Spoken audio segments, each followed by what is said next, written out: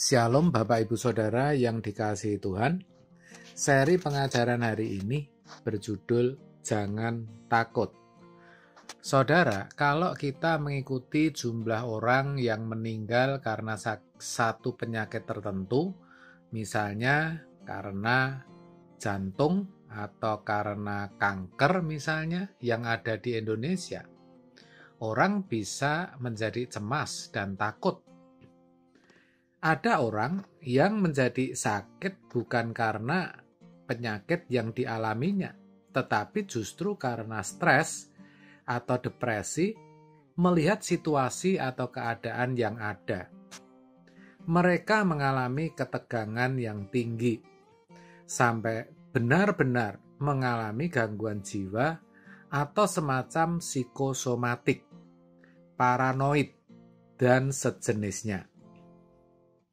Memang tidak bisa dibantah kenyataan bahwa begitu rentannya manusia ketika terpapar satu penyakit, apalagi yang tidak ada obatnya, atau ketika menyaksikan adanya korban yang berjatuhan akibat penyakit yang sama yang dideritanya, membuat seseorang menjadi cemas. Sementara sebagai orang percaya, kita banyak mendapat nasihat dari hamba-hamba Tuhan melalui ayat-ayat Alkitab tentunya. Saya percaya sudah begitu banyak ayat yang kita dengar atau baca. Tenanglah, ini aku. Jangan takut. Matius 14 ayat 27. Jangan takut, percaya saja. Markus 5 ayat 36. Immanuel, Allah beserta kita.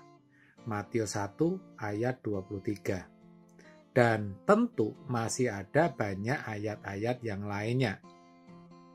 Tetapi kalau jujur, ternyata nasihat itu tidak membuat hati orang menjadi kuat, ataupun kalau berdampak, tidak banyak orang yang mengalami atau menerima dampak yang positif dari nasihat itu. Mungkin sesaat hatinya menjadi terhibur dan kuat, tetapi ketika kembali dalam kesibukan hidup di tengah-tengah masyarakat, kembali juga perasaan takut dan cemas itu menguasai pikiran dan jiwanya. Pertanyaannya, mengapa? Jawabnya, karena banyak orang tidak memiliki landasan yang cukup untuk tidak takut. Landasan untuk tidak khawatir. Coba sekarang kita perhatikan. Kalau kita menasihati orang untuk tidak khawatir atau takut, dasarnya apa? Biasanya dasarnya adalah Tuhan menyertai dan melindungi. Kalau dipersoalkan lagi, kenapa Tuhan melindungi dan menjagai? Mungkin jawabnya, karena Tuhan itu baik. Benar, memang semua orang pasti mengakui dan percaya bahwa Tuhan itu baik, bahkan sangat baik. Tetapi yang perlu dipertanyakan, apakah Tuhan akan menggunakan kebaikannya itu dengan sembarangan? Apakah Tuhan akan memberikan kebaikannya kepada orang yang tidak baik, atau orang yang tidak mau jadi baik, atau orang yang tidak layak menerima kebaikan Tuhan? Memang sebagai orang Kristen kita percaya Tuhan menyertai. Tetapi apakah kita juga menyertai Dia, menyertai pekerjaannya? Kalau Tuhan setia, itu sudah pasti tidak perlu dipermasalahkan. Pertanyaannya, apakah kita juga setia? Saudara, sebenarnya banyak orang bersikap licik kepada Tuhan tanpa sadar mempermainkan Tuhan. Ketika ada masalah, tekanan, musibah, atau ancaman, mereka mencari Tuhan dan minta pertolongan.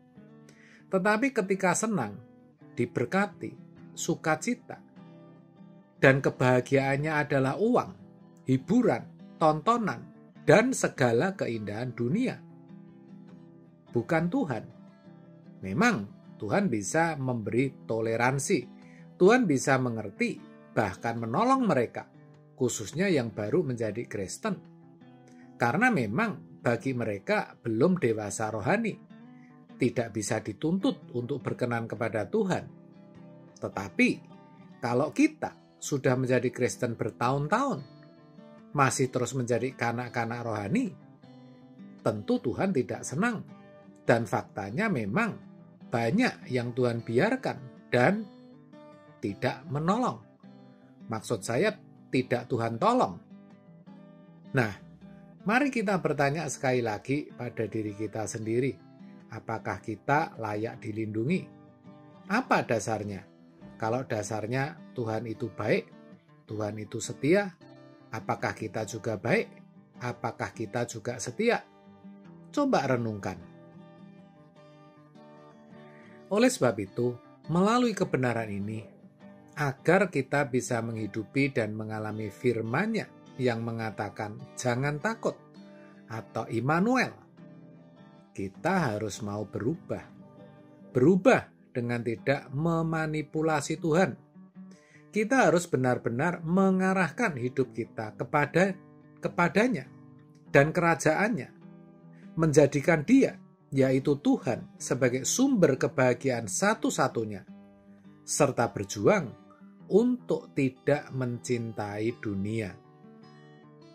Jujur, ini berat saudara. Tetapi kalau kita mau, percayalah Tuhan pasti menolong kita. Nah, masalahnya seringkali kita tidak mau. Justru kita membawa diri kita ke arah percintaan dunia. Saudara, itu membuat kita tidak layak di hadapan Tuhan untuk mendapatkan perlindungannya. Karena ketika kita mencintai dunia, maka rasa takut itu akan tetap ada di dalam diri kita. Ketika dunia yang didambakannya, yang dicintainya tidak bisa memberikan kepuasan kepada hidupnya, maka rasa takut itu akan muncul, rasa khawatir itu akan dialami.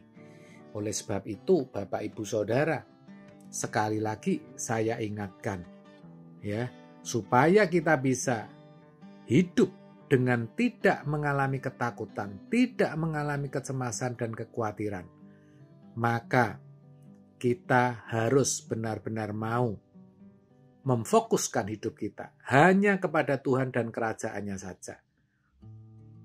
Di sisi lain, kita harus mau meninggalkan percintaan kita dengan dunia. Amin. Tuhan Yesus memberkati.